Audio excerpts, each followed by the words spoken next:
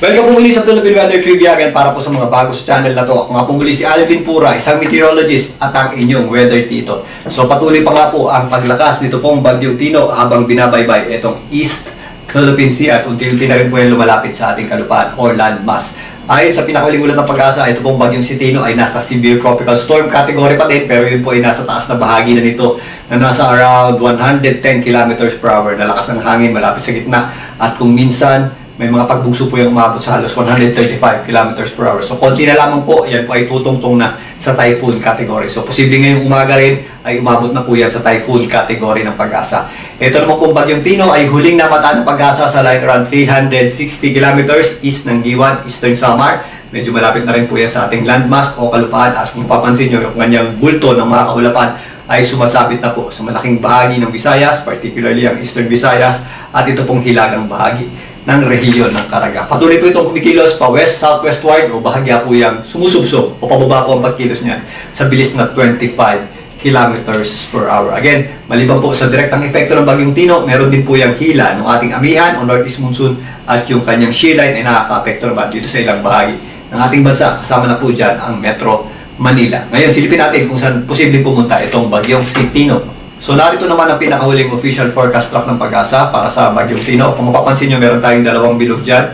Yung kulay pula, yung po yung ating at least typhoon force winds. At yung kulay dilaw naman, o yung ating at least 39 km/h na lakas ng hangin. At maliban dyan, meron po yung mga hila rin ng hangin na nasa labas po ng dalawang bilog na ito. Pero yung pong inaasahan nating pinakamalalakas na bugso ng hangin na directly associated sa Bagyong Tino ay malapit doon sa kanyang gitna. At susundan po yung ating official forecast track o yung kanyang center track na kung saan po tatama yan, nandyan po yung ating damaging winds na directly associated sa Bagyong Tino, yung ating pinakamapuminsalang hangin. Maliban dyan, meron din po tayong mga malalakas na hangin na nakapalibot dito na dadaan din po sa malaking bahagi ng ating bansa. Inaasahan natin na pinakamalapit nga ang Bagyong Tino at posibleng maglandfall mamayang hapon hanggang gabi dito po sa areas ng Eastern Visayas. Kasama na po dyan ang itaas na bahagi ng Caraga. So mas maaga po yung lalandfall if ever dyan po sa may dinagat po yan sumabit or dito sa may area ng Giwan dahil yan po ay nakauslit. If ever naman sa may Leyte, tumama po yan is mas later tonight po natin yan inaasahan maglandfall. Ganun pa man, ito po yung ating area of uncertainty ngayon. Taas na bahagi ng Caraga up to Dinagat Islands hanggang Leyte, kasama na po dyan itong eastern portion ng Visayas. Pero again, yung ating bagyo po ay hindi straight line na yan po ay nagbawabol, pero yung ating pinakamalalakas na hangin ay dadaan po dito sa general area na ito. So after tumawid po niyan dito sa may area ng Samar at Leyte provinces, tatawid po yan dito sa hilagang bahagi ng Cebu ngayong gabi hanggang mamayang madaling araw at babaybay naman po niyan ang Western Visayas patungo dyan sa may area ng Panay Islands bukas na umaga. Yan po ay tatawid ng Sulusi papunta dito sa northern portion ng Palawan, maaaring Tuesday ng hapon hanggang makalabas na dito sa may West Philippine Sea. At by Wednesday, nandito na po yan sa may West Philippine Sea at palabas na rin ang ating Philippine Area of Responsibility hanggang tuluyan ng makalabas sa ating PAR sa darating na Thursday. Pero habang binabaybay po niyan, itong malaking bahagi ng ating bansa, particularly dito sa Visayas at area po ng Palawan, meron tayong inaasahang malalakas na bugso ng hangin na may kasamang malalakas na pagulan na directly associated sa Bagyong Tino. So maganda at mag-ingat po tayo sa mga magiging posibleng epekto ng pagtawid itong Bagyong Tino sa aking bansa. So narito naman ang pinakahuling weather advisory ng Pag-asa para sa mga pagulan maaaring idulot ng Bagyong Tino. Base dito, meron tayong mga possible na intense hanggang torrential rains o halos walang tigil na pagulan na posibleng magdala po ng malawakang pagbaha at mga possible flash floods at landslides sa mga areas po ng Dinagat Islands, maging dito sa area ng eastern portion ng Samar. Meron naman po tayong mga heavy at kuminsan intense rains sa northern Samar. Samar kasama na po dyan ng Biliran, Leyte, southern Leyte, maging dito sa area ng Surigao del Norte. Kasama na po dyan ng Bukas Grande Islands at Siargao. Meron tayong mga possible moderate o at times heavy rains naman dito sa areas ng Agusan. Kasama po dyan ng Bohol, Cebu, maging dito sa areas ng Sorsogon, Quezon at Aurora. Again, yung mga areas po na walang kulay, ito pong natitirang bahagi ng Visayas, hilagang bahagi ng Mindanao, Bicol region, ilang bahagi ng Mimaropa, kasama na po dyan ang Cagayan.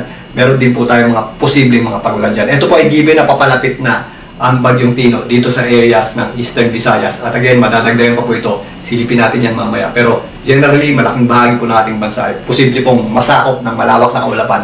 Ito pong Bagyong Tino. Dito nga sa Metro Manila, meron din po tayong wind convergence ng ating northeast monsoon at ng ating easterlies o yung ating tinatawag na shear line na inihila po ng Bagyong Tino. So maulap din po ang panahon natin dyan. at meron tayong mga possible na kalat-kalat na pagulan. Ganun din po sa ilang bahagi ng Central Luzon, although malayo po tayo sa bagyo. So ito naman po yung ating binabanggit kanina na kapag tumawid na po yung Bagyong Tino dito po sa areas ng Visayas, kasama po niyan dadalhin yung malalakas na pagulan sa kanya. So mag-shift po yung ating malalakas na pagulan sa gitnang bahagi ng Visayas, lalo-lalo na sa western section ng Visayas. Ito po ay mamayang gabi hanggang bukas ng umaga. Possible po yung ating mga intense hanggang torrential rains o yung ating mga halos walang kumpay na pagulan na posibleng magdulot ng malawakang pagbaha, flash floods at landslides sa mga areas ng Aklan, Antique, Capiz, Iloilo, Guimaras, kasama na po dyan ang Negros Occidental, maging dito sa area ng Cebu. Given na tumatawid po ito pong Bagyong Tino dito sa itaas na bahagi ng Central at Western Visayas. Samantalang yung ating mga intense at kung minsan heavy rains ay posible pa rin po sa mga areas ng Romblon, Masbate, Samar, Eastern Samar, kasama na po dyan ng Leyte, Southern Leyte, Bohol, maging dito sa areas ng Siquijor, Negros Oriental, kasama na rin po dyan itong itaas na bahagi ng Surigao del Norte. Meron din tayong mga possible na moderate at kung minsan heavy rains sa mga areas ng hilagang bahagi ng Mindanao, kasama po dyan ng Misamis, Zamboanga del Norte, at ito pong natitirang bahagi ng Surigao del Norte, ang malaking bahagi ng Mimaropa, Bicol Region, Quezon, kasama na po dyan ang area ng Aurora, Isabela at Cagayan. Again, may mga areas po na walang kulay, kasama po dyan ng Metro Manila, Central Luzon, meron din po tayong mga possible na kalat-kalat na pagulan dyan.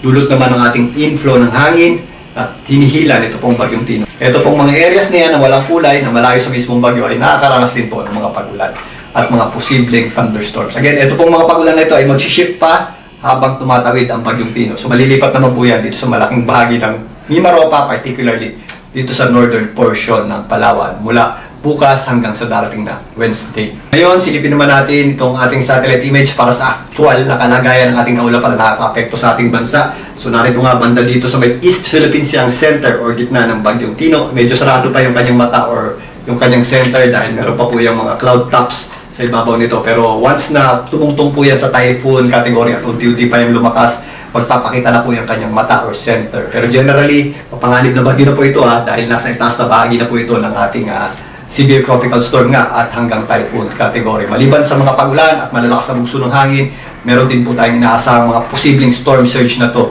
Lalong-lalo na kapag dumaan po yan dito sa may area ng Leyte Gulf at yung mga baybaying dagat yan, doble ingat po tayo sa biglaang pagtaas ng tubig kasabay po ng pagdikit nitong Bagyong Tino. Base nga dito, yung kanyang paglabas na kaulapan, yung kanyang outer rain bands ay sumasakop na sa malaking bahagi ng Visayas, particularly affected po niyan sa ngayon ang eastern portion ng Visayas at Central Visayas, kasama na po dyan ang hilagang bahagi ng Caraga. Umabot na rin yung kanyang kaulapan dito sa Western Visayas, pero sa ngayon minimal pa po yung mga pagulan natin dyan. Pero habang lumalapit po itong Bagyong Tino dito sa gitnang bahagi ng Visayas, masasakop na po niyan ang malaking bahagi ng Mimaropa, Western Visayas, kasama na po dyan itong Zamboanga Peninsula, hilagang bahagi ng Mindanao. Ito naman po mga areas, again, na malayo sa mismong bagyo, meron tayong convergence ng hangin dyan. So yung ating shear line ay nagdadala rin po ng mga pagulan sa Bicol Region, Calabarzon, dito sa Metro Manila, maulap ang panahon natin at possible po yung mga kalat-kalat na pagulan. Inflow na rin po ng ating amihan yan at ng ating shear line.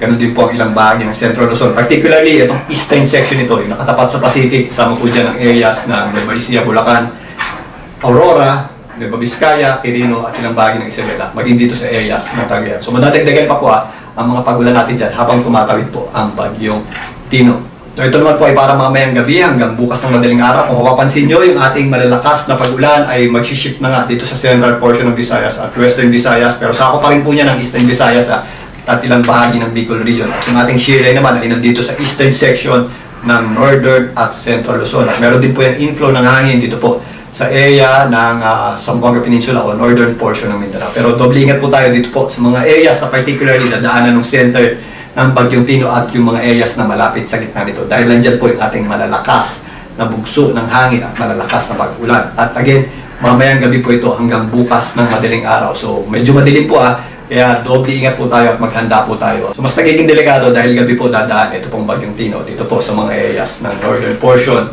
ng Central Visayas at Western Visayas. Hanggang bukas na po yan ang umaga. So magdamag po ito.